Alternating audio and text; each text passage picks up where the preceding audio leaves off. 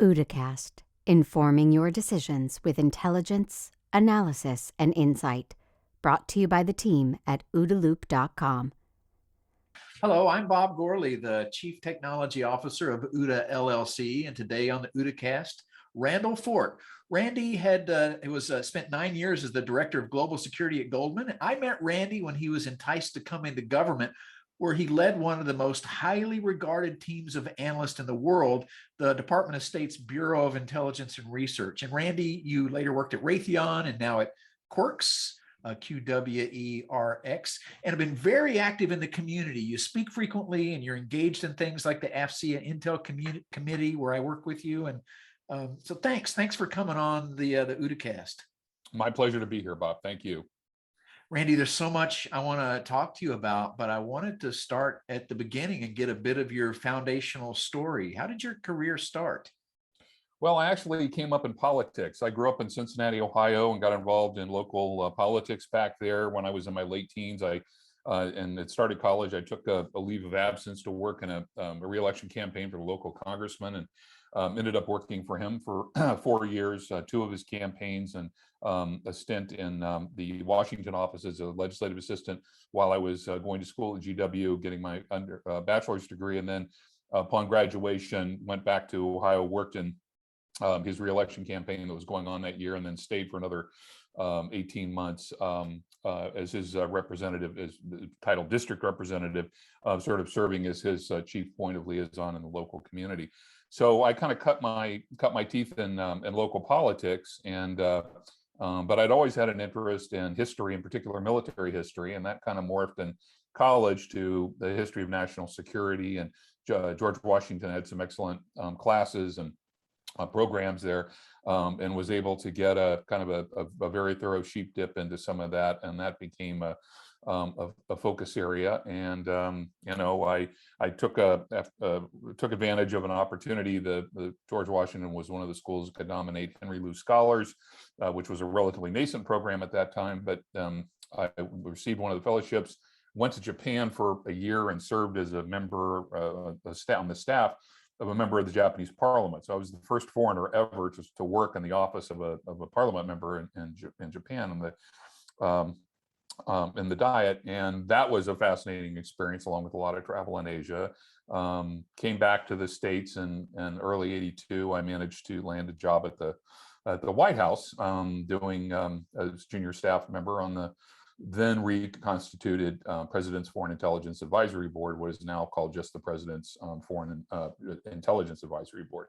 And that led to, you know, a nice long run doing intelligence and national security related work.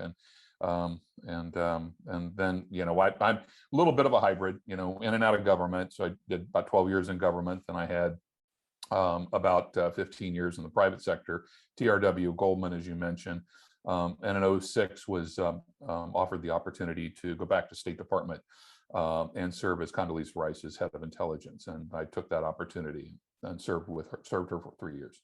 Great, thanks. And Randy, let's talk a little bit more about your time at Goldman. You were Director of Global Security. What was that? Well, I had 2 roles at Goldman. I was first hired in 1996, while they were still a private partnership, to be the chief of staff for the firm's then CFO, a guy by the name of John Thain, who later became president, co-chief operating officer when the firm went public. So I helped, they were on a growth curve at the time. And I think when I started at the firm, it was maybe 800 or 8,500 people or something like that. When I left in 2006, there were 25 or 26,000 people. So they realized they needed to have more staff infrastructure, because there's basically zero. I mean, this isn't like Washington, where there was the assistant to the assistant to the assistant. I mean, there was nobody. So I was helped to sort of pioneer the chief staff concept for Goldman in 1996. I did that for 5 years. After 9/11, the guy that had been the head of global security was a former senior FBI official. He decided to retire. And a long story short, they offered me the opportunity to serve as the director of global security. So I did that from 2002 until I went back into government in 2006. Great. And at Department of State, as you mentioned, working for Condoleezza Rice as head of the INR. Right. But would love your context on what INR is, because although I have a deep respect for that organization, I wouldn't call it actually a household name. What is INR? Well, INR is one of the three-letter trigraphs that they use at the State Department to describe a bureau, since the bureau names are a lot long. Bureau of European Affairs is EUR, and the Bureau of Intelligence and Research is INR. So everybody has a three-letter appendage next to their name. It shortens. It's its own little local bureaucratic dialect. So it is actually one of the remnants of the Office of Special Services, OSS, from World War II. It was the analytic group, got folded into the State Department, and became the in-house intelligence research and analysis function. And as the U.S. intelligence community formed in 1947, 46, 47, 48, it became one of the founding members of the intelligence community. So its mission was to do all source analysis for the secretary and other senior government officials, contributes to the PDB and the President's Daily Brief and all the other the national estimates and all those kinds of things. In addition, there's a coordination role, which is not readily understood, but any intelligence activity that takes place anywhere in the world falls usually within the orbit and the ambit of a U.S. ambassador. And the ambassador is the president's representative, extraordinary and plenipotentiary, as the words go, but he's the president's direct representative in any particular country, and nothing theoretically is supposed to happen in any country, nothing, unless the ambassador has approved it. So you think about all the intelligence operations that take place globally, all of those had to be coordinated to make sure they were taking place consistent with U.S. foreign policy goals, objectives, activities, taking into account local conditions, et cetera, et cetera. So INR played that coordinating function, and that's an activity that is not generally understood, but it's very, very important and keeps everything, the surface going smooth, despite whatever may be happening under the waves. Right. And you mentioned the history of the INR being a descendant from the Office of Strategic Services of World War II fame. And that's pretty neat. I like that connection.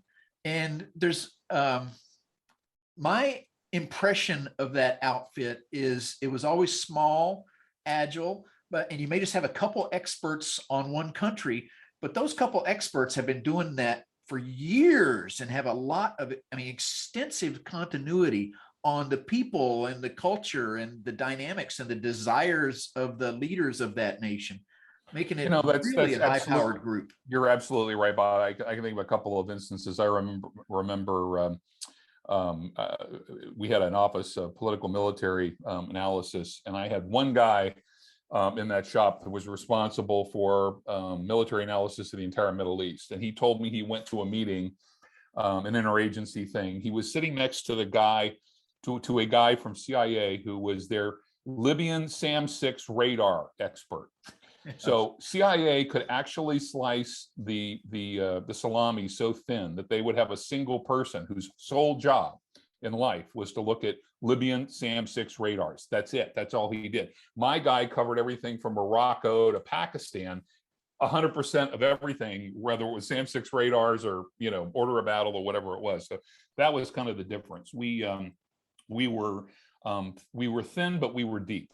So another story I remember, when Germany was falling apart in '89, and there were a lot of meetings going on. The director, our German expert, was a guy named Bo Miller. He had been doing Germany for 25 years at that point, something like that. Spoke the language fluently, had traveled there, knew generations of leaders, and he was going to this interagency thing, and there were like 25 guys from CIA there. We said, "Yep, Bo's got him surrounded," because he was like literally the only guy in the room who spoke fluent German, who had seen generations, who knew, could actually read the German newspapers. And that was just a difference. We would have experts that would, if you were the China guy or one on the China team, you were expected to be fluent in Chinese, at least, at least Mandarin.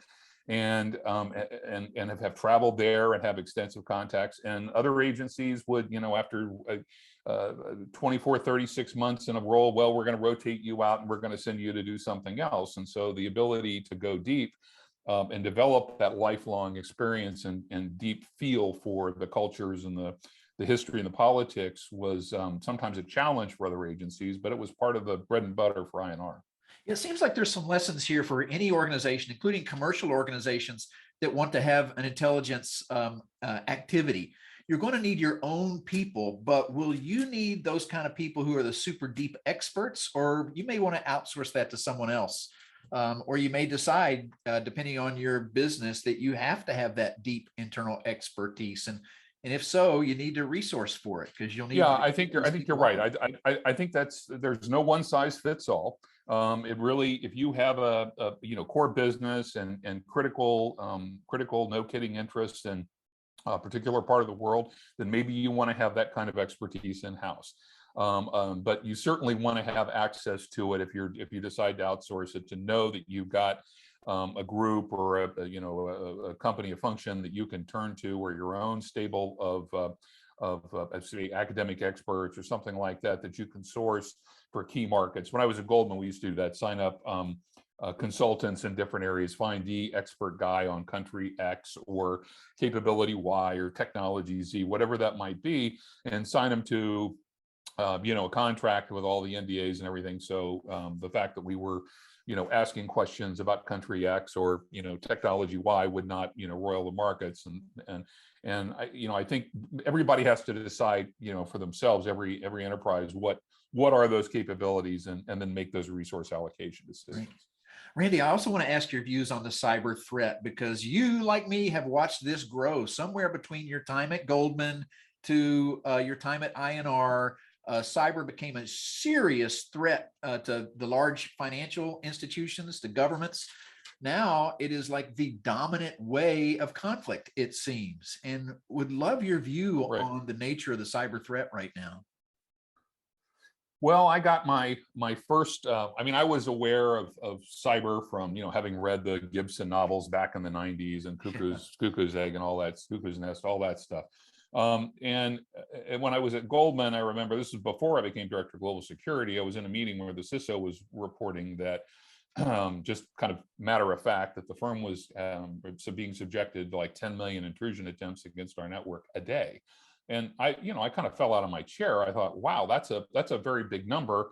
And when I became Director of Global Security, I developed a very close working relationships with the guy, Phil Venables, who was then the CISO at Goldman, because we realized that we could not have silos were ignorant of what each other were doing, because the way information moved between virtual to physical and maybe back again, we had to have a comprehensive and strategic approach to security. And so I got very involved in the FS-ISAC, the financial sector government-sponsored ISAC back in those days, trying to bring the physical dimension to the virtual and to create a more cooperative kind of environment.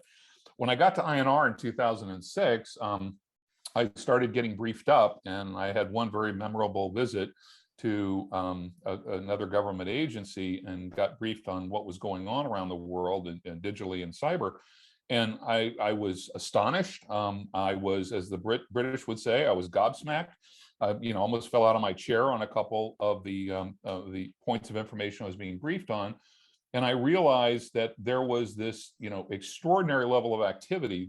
This was orders of magnitude, just, huge exponential orders of magnitude change from when I'd last been in government in 1993.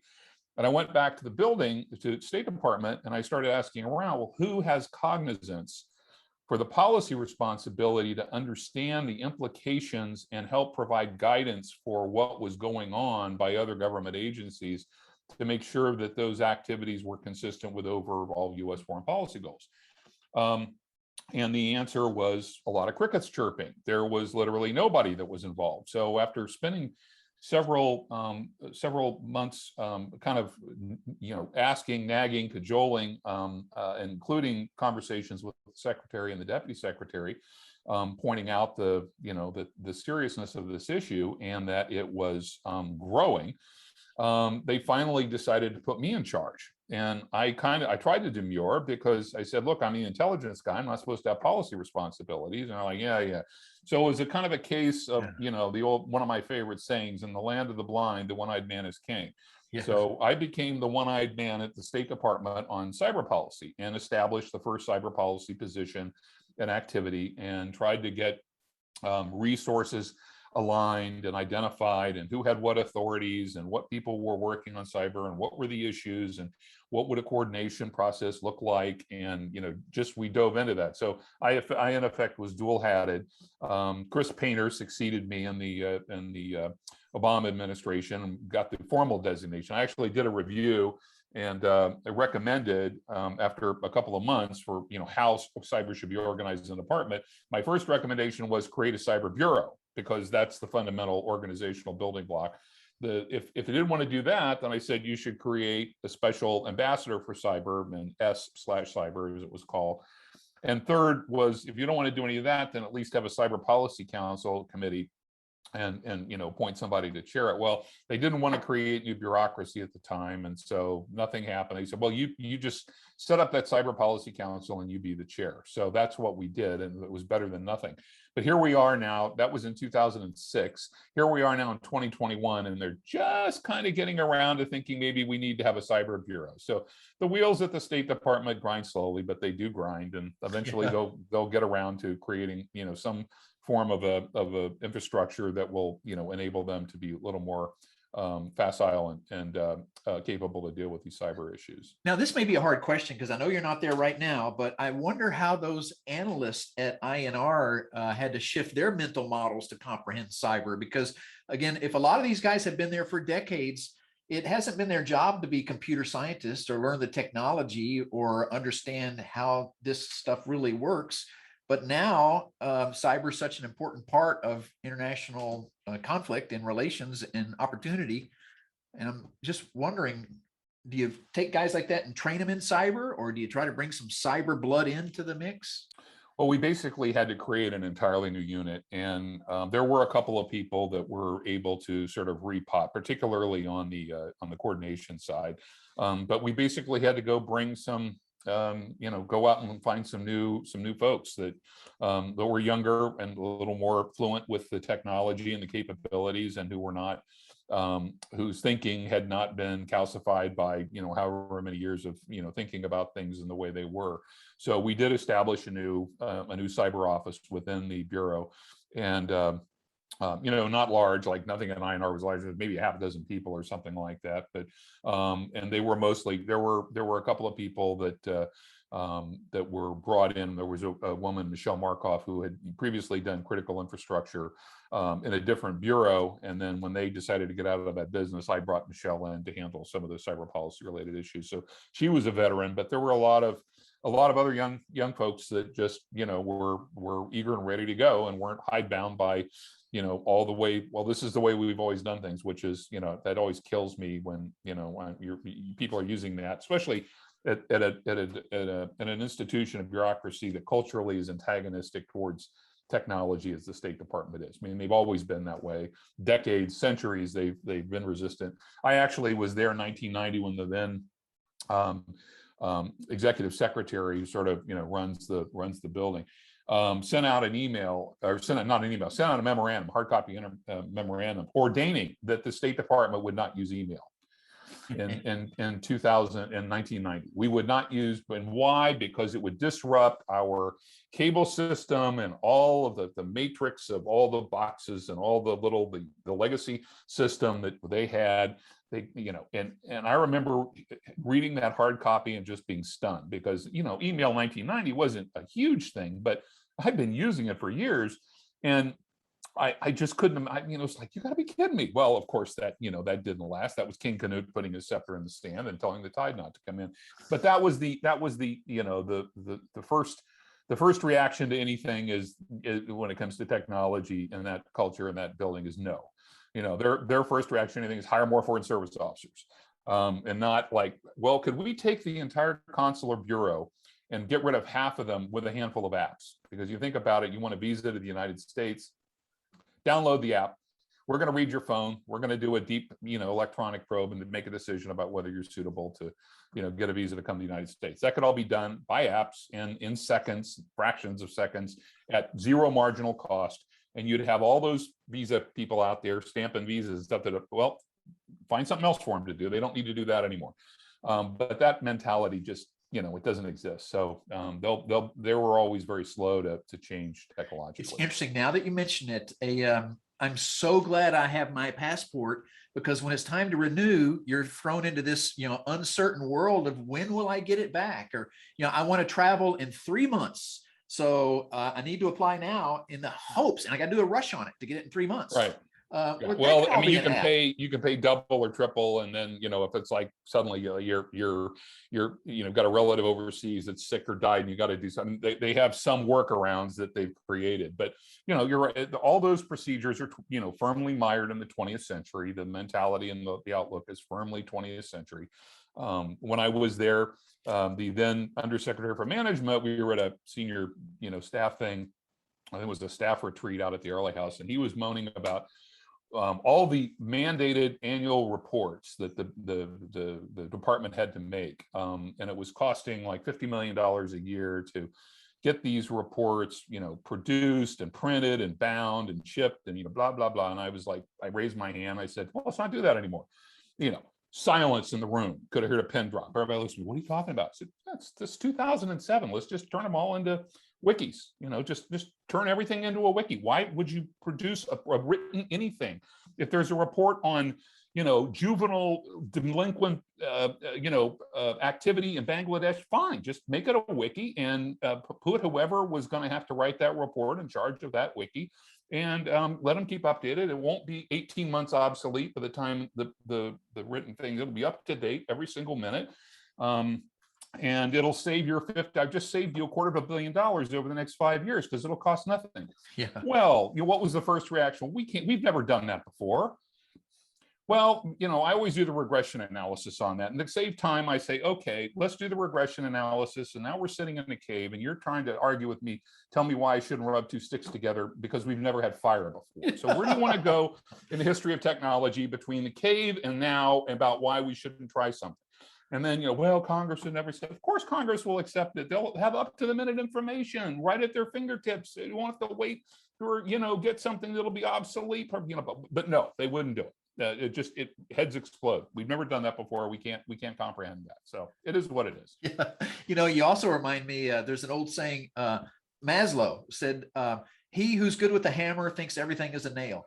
Right. I see that a bit. In fact, there was just an editorial published by a ambassador, smart, great diplomat, well-written, well-thought, who says essentially all of our cyber woes can be solved through an arms control treaty. Well, no, I saw the same op-ed, and Joe is a wonderful guy, and I actually wrote a rejoinder in an email to some other folks and said, sorry, the foundation of any arms control agreement when we were controlling physical objects like missiles and radars and that kind of thing was verification and compliance. And verification in cyber is absolutely impossible because one single smart kid with a laptop and an internet connection can become a weapon, a cyber weapon, and that cannot be controlled. And you times Albania to Zimbabwe, the nation states, every single nation state has that capability. There is zero way to verify. Therefore, compliance is zero. Therefore, any agreement that you reach is absolutely worthless because there is no way whatsoever to verify and therefore enforce the terms of the treaty. We are, because of our leaks and our breastfeeding and woe is us and we're terrible and blah blah, the usual American let's go put on sackcloth and flail ourselves. And the media sniffing around with, and the leak mentality, any violations that we have would be out in the New York Times, the Washington Post, or whatever, instantly or near instantly. China, Russia, not so much. Don't have to quite worry about that. So, not to mention the North Koreans, the Iranians, and everybody else that's out there pulling that stuff. So, and also another thing, if I think about all these other domains, like if I wanted to have some international regime to cover chemical weapons, nerve gas is a horrible, horrible thing. I think I'd bring in some experts on nerve gas and how it works. Or if I wanted a regime that's a nuclear test control treaty, I'd bring in some experts on how nuclear tests are done and how they're detected, or if et cetera, et cetera. Whatever Right. the regime, I'd bring in some experts.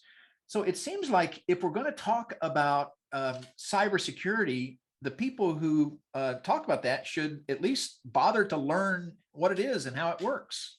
Yes, and the other thing is, and we have to be careful talking about this, Bob, but the fact of the matter is, there's the old saying, people who live in glass houses shouldn't throw rocks, right? So if you read, there was in the last month or so, I don't know if it was the IISS or Janes or somebody came up with their list of cyber powers, and the US is far and away #1. So we have a lot of cyber capability, a lot. And so how much limitation do we want to put on ourselves? How much hamstringing do we want to put on those capabilities and the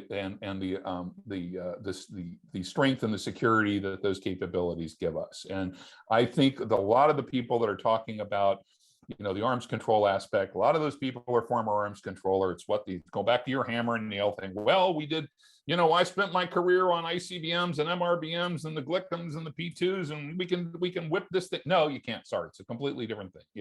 It's air and water. It's oil and water. They're not at all, interchangeable. They're completely, nope, sorry. Oh, and by the way, you mentioned chem bio. And we found out in the 1990s when the Soviet Union collapsed how utterly feckless the CBW treaty was, and all the stuff the Soviets had put together and had amassed, and the tons of bioweapons. And they had an SS-17 that they were going to put some biological agent on, so that after the rubble had bounced, they'd lay down biologicals to kill anybody that crawled out of the rubble. I mean, we had no idea what they were doing, all in total violation of the 72 bio treaty. So even with the best attempts of the U.S. intelligence community at its zenith, we utterly missed the Soviet cheating on CBW and CBRN, and so that's always a challenge. And I think it's a great sentiment. It'd be nice to sing Kumbaya and have everybody come together at the UN and, gee, let's come up with some norms and so on and so forth. And that's probably worth discussing, at least, like, leave hospitals alone. We can all kind of agree that that's not, something that anybody would want their hospitals messed with. Or, child pornography is a bad thing. Just about any culture, any country, nobody stands up and says, well, no, we're we love that. No, nobody does. So we all should, there should be a couple of very baseline things that we would all come together and agree, well, those are things that we simply will not allow. But pretty much everything else is fair game, and that's just the way it is. Yeah, right. So let me ask you this then, because I agree with you on so many of these topics. What actions would you take to really mitigate the risk of cyber attacks? And maybe there's two parts to that question. One, in the federal government, what would you do to really reduce the exposure to risk and the vulnerabilities for the federal government? And then, of course, we ought to talk about infrastructure too. Well, I think there are the sort of the basic things, like you talk about the cyber hygiene, and based on the current infrastructure and the current way of thinking about the internet and digital information and so forth, those will take you to a certain level that is at least kind of de minimis. But at the end of the day, if something is in the form of ones and zeros, that is digital. And if there's a human being within 1,000 miles of those ones and zeros, then it's vulnerable. It can be accessed in an unauthorized way by an unauthorized party. And so I think what's going to need to be, there's the old definition. It's not Einstein who said it, but that actually came out of apparently an Alcoholics Anonymous meeting in the early 1980s. Doing the same thing over and over again and expecting a different result is the definition of insanity. Yeah. So we keep doing the same things over and over again with cyber, only, do it louder, do it harder, do it more, and expect that we're going to get security, and we won't. So I think at the end of the day, what's going to have to happen is we are going to have to reimagine the entire approach to cybersecurity and start thinking about what we think are fundamental building blocks and fundamental pillars are not are not sustainable when, they might have been sustainable in the 70s or the 80s when a lot of this stuff was being generated and thought of for the first time, but nobody was thinking that there were going to be trillions of interconnected objects on a global network that looks like if you ever see some of the illustrations of it, it looks like a living, breathing organism. From what was in the 1969, or was the internet was Caltech and 2 lines in California and another line and that's it. That was the internet. And then what it's become today. And I think we need to spend, go back, draw back a little bit, take out some clean sheets of paper, and start thinking about what can we do that we will not be, continually beholden to this legacy architecture, legacy infrastructure, legacy way of thinking about things. And there has got to be an open-minded approach to thinking about how we can retool a lot of this. Yeah, I like that, Randy. I do, because everything I see that's positive that's currently going on, yes, let's continue that. But that's going to get us some incremental benefits. We also need this team that says, all right, clean sheet of paper, what would you do? Here's a goal. And the goal may be a 2 order of magnitude reduction in the number of incidents, or some other measure like that. And what do you do? And let's. Right. Well, the single biggest vulnerability in cyber are the people. I mean, so why, when we're dealing with digital and electronic and all of this virtual, why do we have people in the loop whatsoever? Why shouldn't we be thinking about how to architect a system that removes people from any of the decision making and make it as automated? And fine, it's got to be auditable, and there's got to be checks and safeties. But anytime so many of these hacks that we've seen have come about as a result because the underlying certificates were compromised. Somebody was phished. Somebody somebody's identity was stolen, and then an attacker was able to use that to move laterally inside of a system and exploit it. And there's the irreducible minimum. I mean, you've done all these tests on this. I remember when I was at State Department, they went around and did the cybersecurity briefings at different embassies and just literally beat people over the head about, do not put thumb drives of unknown provenance into the network. Do not do this. Do you understand? Yeah, I understand. Here, sign in blood. You understand? Okay. And then they'd go away. In 2 weeks, somebody would come out, throw around a few thumb drives in the parking lot, in the fitness center, at the cafe or whatever. And sure enough, somebody would pick one up, stick it in the thing. Happened every time. Yeah, usually because they had a job to do and it helped them do their job. Or it's just curiosity. I mean, you could have the link that, if you click on this link, you will destroy the planet Earth. Oh, let's see what happens when I click on that. I mean, people will do it, right? There's the irreducible, idiot factor. There's always going to be 1% or some 1 or 2% or even a fraction of 1%. But there's always going to be one person, one guy, one gal that is going to be like, and that's all you need. If you're the attacker, you just need one.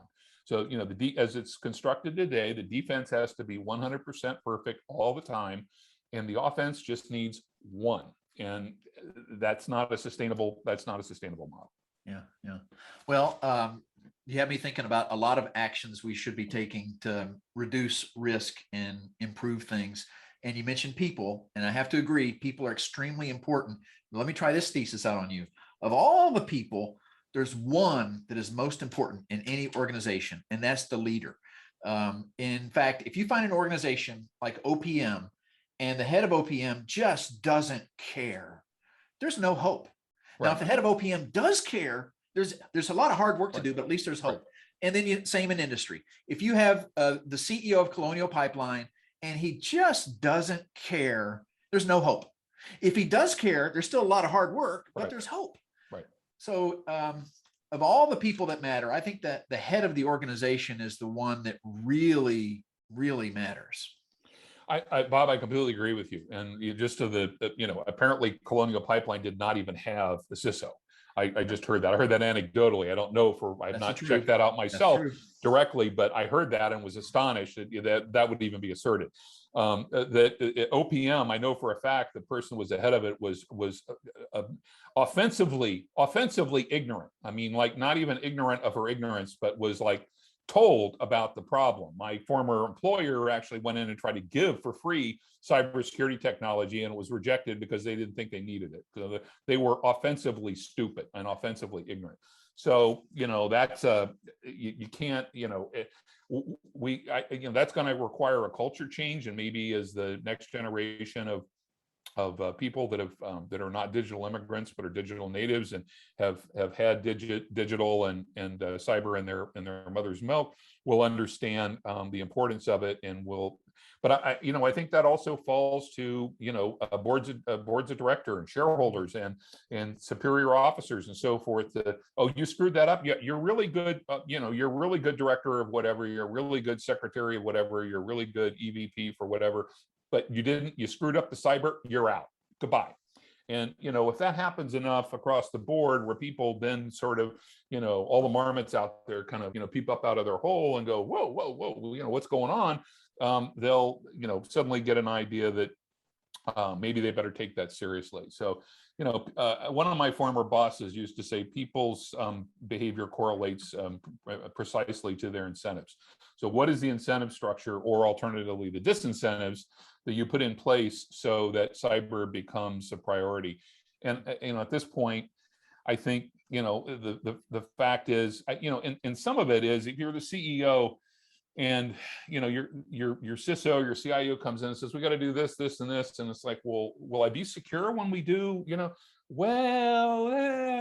So what's the worst that happens if we, and they're doing cost because they've got a lot of different equities and a lot of different things they have to weigh and balance, and you could literally spend every penny of a Fortune 500 company's profit 100% on cybersecurity, and guess what? You're still not secure. Yep. So if you're a CEO, you're going, well, if I'm going to spend 100% of our profit and I still don't have the desired result, then why would I do that?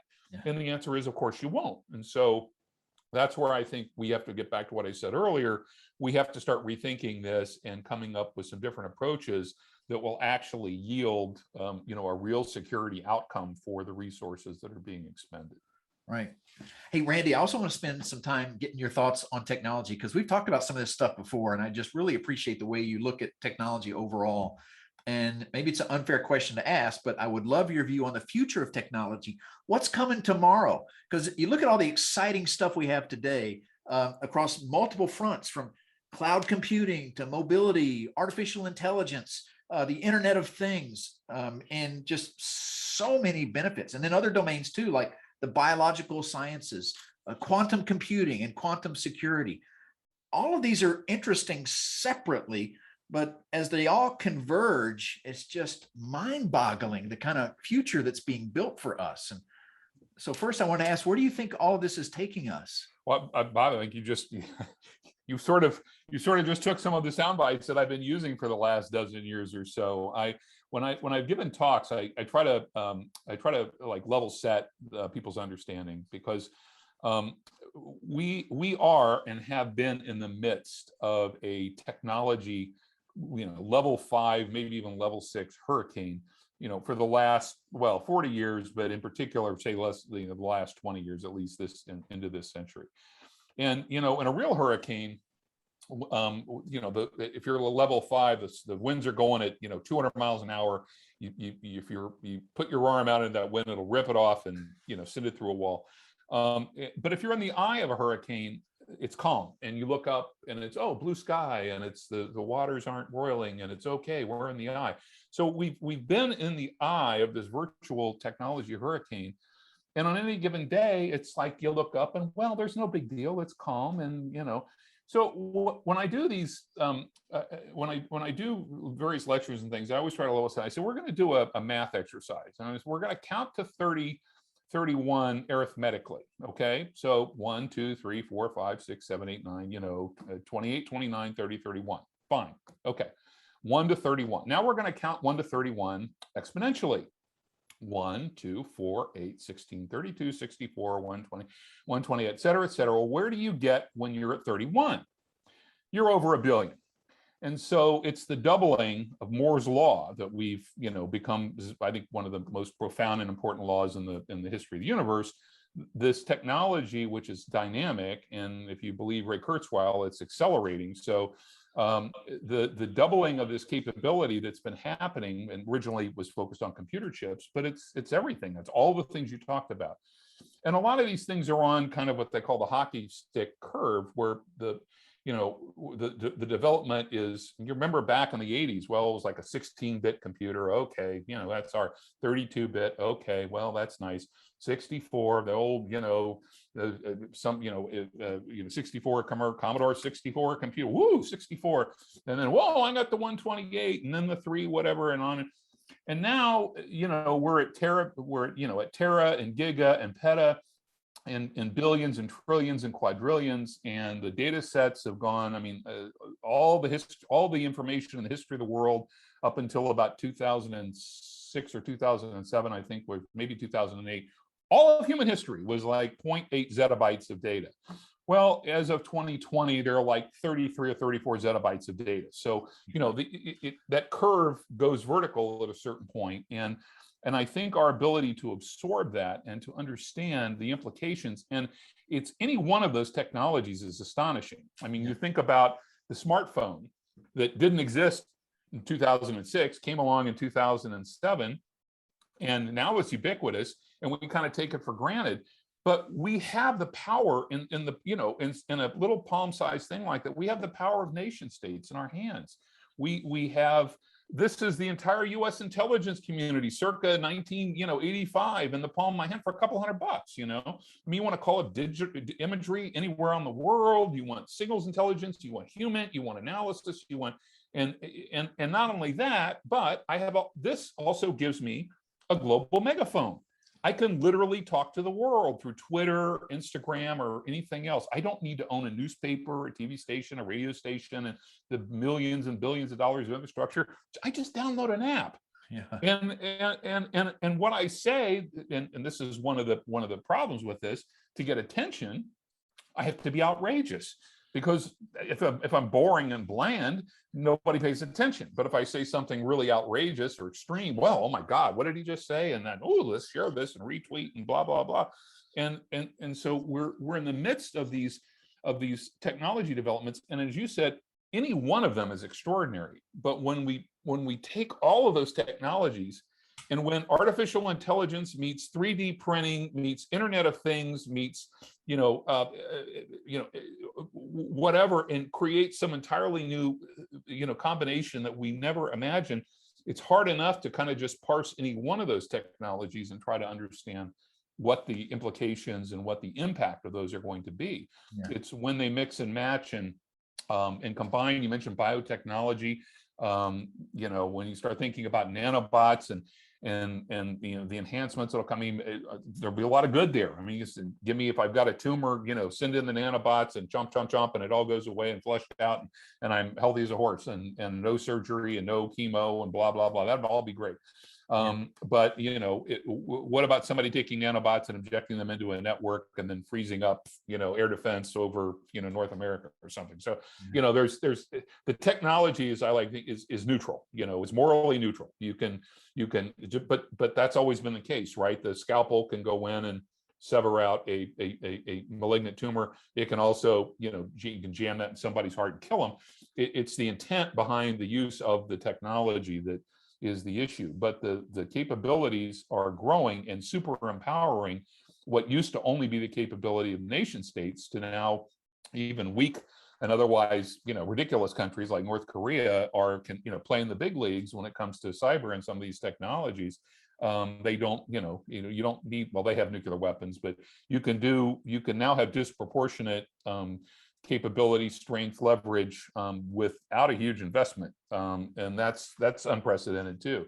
So we don't, trying to assimilate all of this into some sort of coherence is socially, politically, militarily, this is all a very big challenge. Yeah, and I think one of the ways to address this challenge is through informed imagination. It's, I think, very important to try to understand where everything is today, and then use our imagination in focused scenario-based ways to come up with what this may mean in the near future. Another way is, and you already mentioned this, Churchill had a favorite saying, something like, the further back in history you look, the further out into the future you can go. And you mentioned a couple old books you used to read, the science fiction, Neuromancer. The idea in Neuromancer of cyberspace, which he called a consensual hallucination shared by billions, or Snow Crash came out just a few years earlier, maybe it's 94 or 95, talked about this thing called the Metaverse, which was beyond this world. And it was a virtual world occupied by humans, but also bots and AI. And this kind of Zuckerberg and Mark Zuckerberg just spent like half of his earnings call or whatever the other day. It was just reported, and I was reading an article on CNN Business, and the metaverse was mentioned like 24 times in the space of an hour. That's an entirely new realm that Facebook apparently wants to get in and dominate, because their view is in the future we'll all be in the metaverse. We'll be blobs, sitting in our Barca loungers, our chairs or whatever, couches, and jacking in, as Gibson used to talk about, jacking into the metaverse. And because it'll be so much, it'll be so much better than boring real life. And you can do anything. And that, as we were talking about, is really built upon a convergence of many technologies. There's the display technologies, the mobile technologies, the communications to get to the metaverse, all the applications. It's all this stuff is being focused on this metaverse.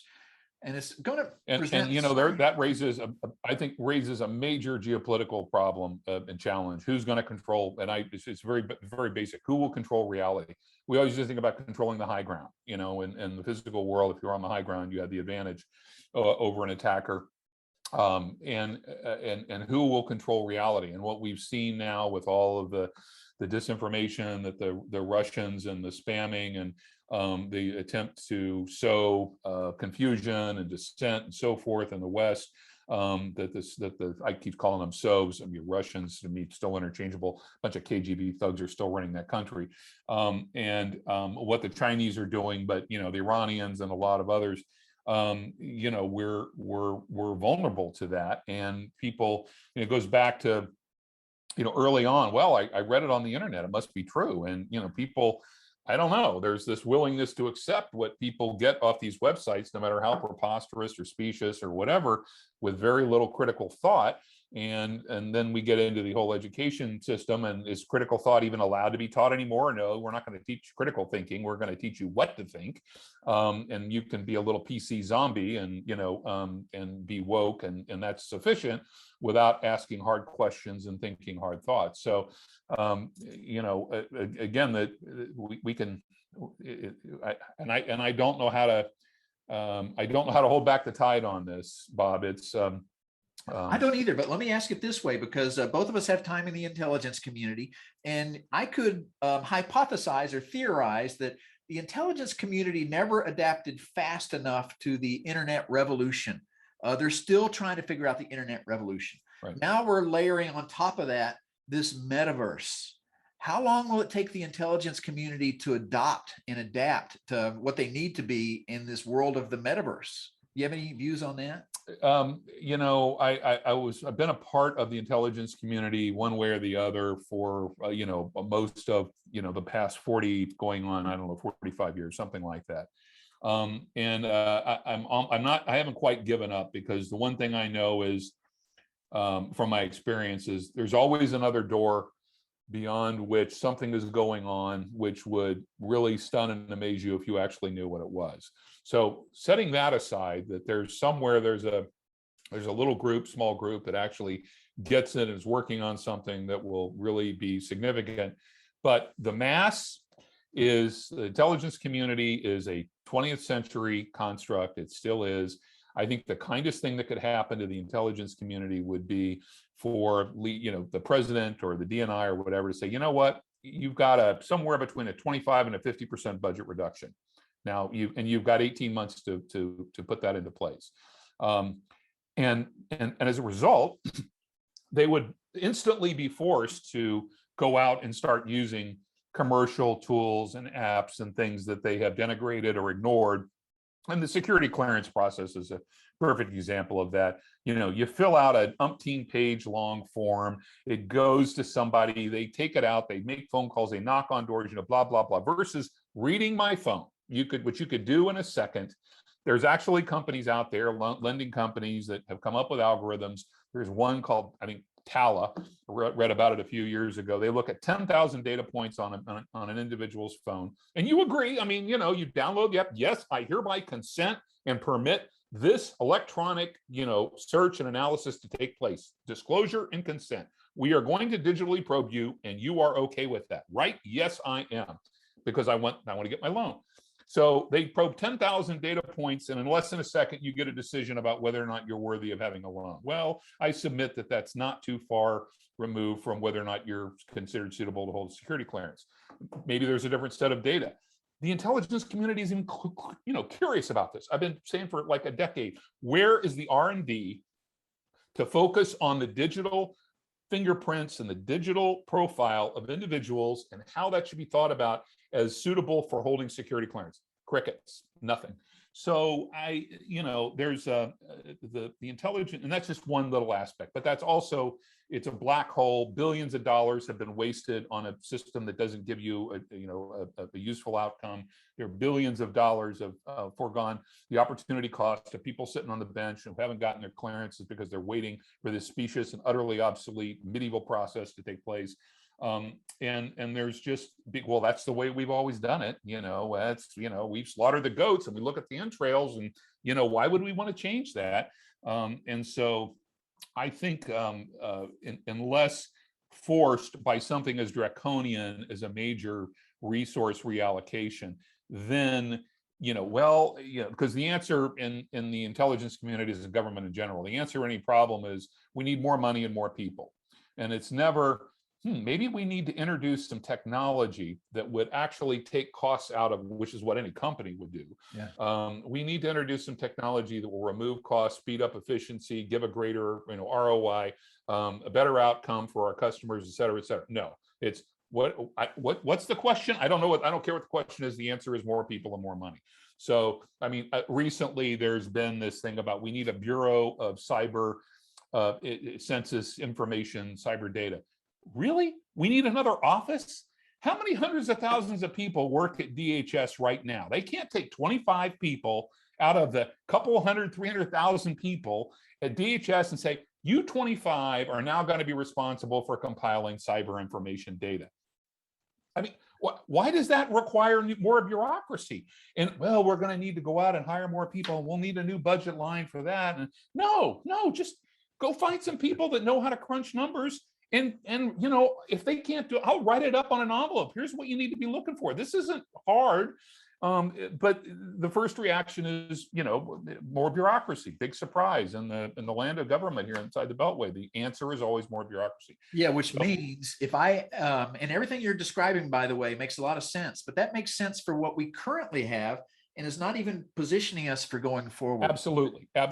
And so the incentives to be open to the changes and the new way of thinking and so forth. Again, there are pockets. We saw the Air Force a year or so ago announce they were able to actually create a fighter plane in 1 year. Why? Because they utterly divorced. That was an entirely black SAP program that they utterly divorced from the regular bureaucracy, and they went off and they did this great thing. And it would have been absolutely killed and throttled in the cradle had the regular procurement bureaucracy ever heard about it. So I think the intelligence community as it stands is almost unfixable. It's too much built into the legacy architecture, the legacy personnel system, the legacy mentality and cultures. Cooperation is always forced. The ints have their SIGINT human imagery. They have their silos. They're relatively impervious. There's some, lip service at least to, joint and cooperative and blah, blah, blah, but it's always the exception and not the rule. And I just think we have, if we were creating an intelligence community today, if you and I were to sit down with that proverbial blank sheet of paper, what we would come up with to deal with the data sets that I was, talking about, the zettabytes of data, that's, septillion bits, and we got 33, and it's growing exponentially. It's not going to, well, that's all the more data we're ever going to have, just 33 septillion. Nope, it was 33 zettabytes last year, and it's going to double and then double and then double, and then we'll be yottabytes and geobytes and brontobytes, and that's 10 to the 24th, 10 to the 27th, 10 to the 30th bits of data are going to be out there. And how do you, if you're the intelligence community standing in front of that exponential fire hose, how do you begin to, to assimilate that? And the current system will not allow that. So that's why I think it just needs to be fundamentally reimagined. And if I were king, I would actually, I would take create a whole new thing. I wouldn't even put it inside the Beltway. I'd put it in like Austin, Texas, or somewhere, Chicago or St. Louis or somewhere. For the metaverse. Think about that, but at least initially site it somewhere else and hire about 500 people and say, you're the intelligence community, all of it. SIGINT, imagery, spies, whatever. You're it. Go figure out. Come back in a month and tell me how that should be structured. Yeah, I have a feeling this is the way that Clayton Christensen would tell us to disrupt ourselves. Because that's in corporate America, you either get disrupted or you disrupt yourself. So yeah, how's that Borders Books working for you? And you've been to Blockbusters lately, Bob? And I got a Kodak film thing. No, I don't. Kodak, bye. So But other companies though, like Cisco, understand that and they keep disrupting themselves. Right. We want to get into video conferencing. Can't do it. Let's buy WebEx and disrupt ourselves. As late as 2009, BlackBerry had over 50% of the handheld device market in the world. Why change? 2009. And then, why would, this is, the smartphone is just, it's not as good a keyboard and blah, blah, blah. But I'm sorry. Anybody using a BlackBerry these days? I haven't seen one in years.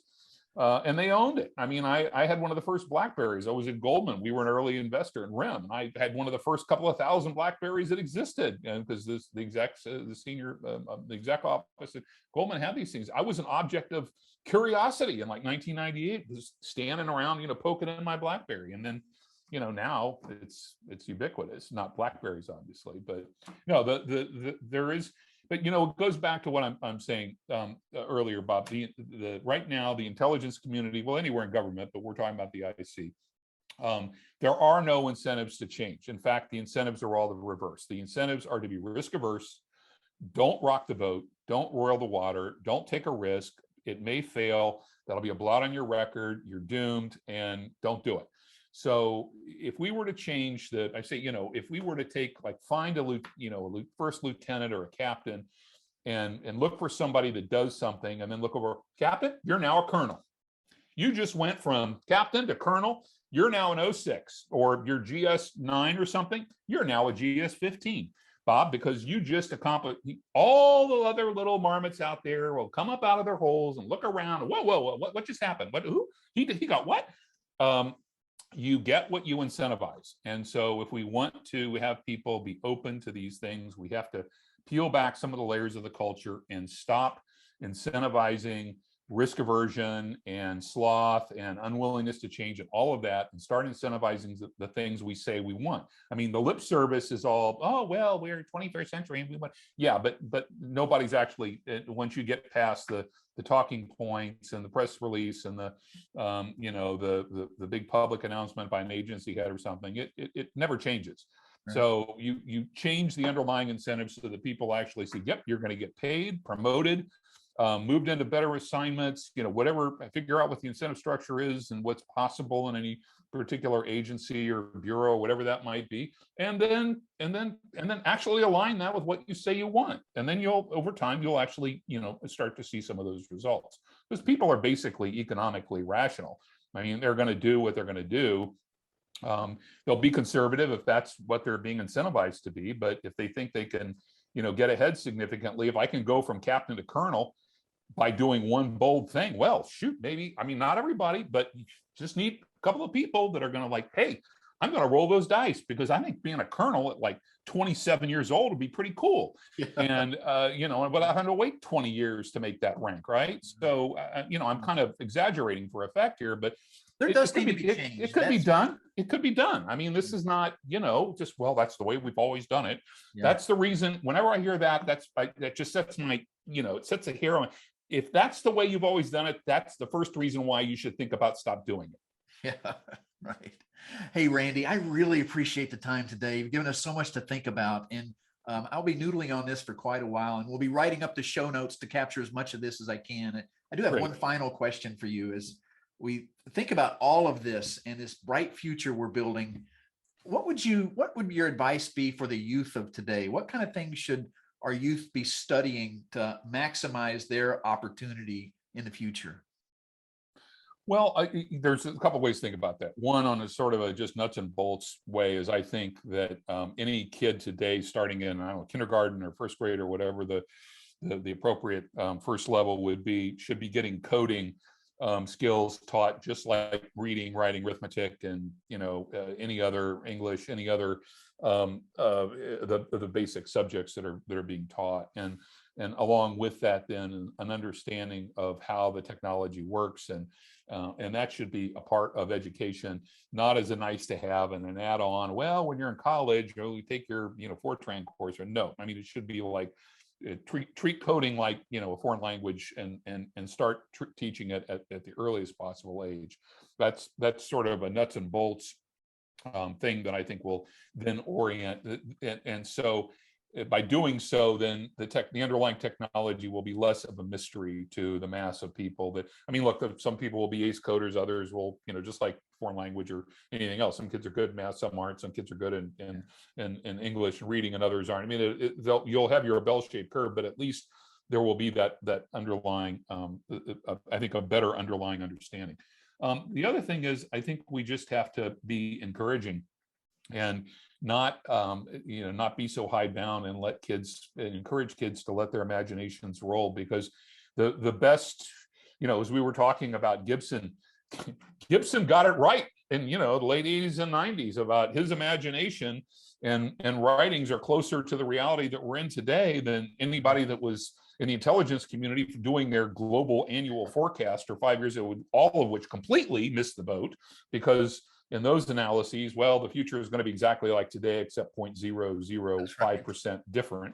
The Berlin Wall has been up today, so it will be up tomorrow. Right. Nobody ever programs in, 10 or 20 or 50 standard deviation moves in the market, but sometimes those things happen. Right. So I think being encouraging and giving let kids use their because kids' imagination are great, and just to encourage that, and particularly, but with some focus. So let's take some of the things like the Internet of Things, give them a few sort of background thoughts: Internet of Things, artificial intelligence, quantum.